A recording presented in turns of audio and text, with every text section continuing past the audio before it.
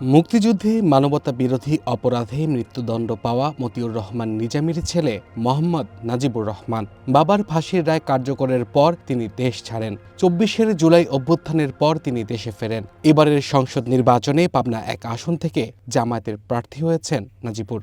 যেই আসন থেকে দুবার সংসদ সদস্য নির্বাচিত হয়েছিলেন তার বাবা মতিউর রহমান নিজামী। নিজামীর ছেলে নাজিবুর রহমান পেশায় আইনজীবী। নির্বাচনী হলফনামায় তার বার্ষিক আয় ১১ লাখ টাকা, যার পুরোটাই আসে আইন পেশা থেকে। এছাড়া ব্যাংক মুনাফা হিসেবে বছরে পান প্রায় ২৫০০ টাকা। নাজিবুর রহমানের অস্থাবর সম্পদ আছে প্রায় ৩০ লাখ টাকার, নগদ অর্থ ২৫ লাখ টাকা। দুই ব্যাংক হিসেবে জমা আছে ১,২৩,০০০ টাকা।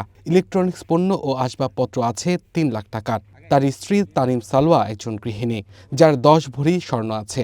এর দাম দেখানো হয়েছে ১.৫ লাখ টাকা।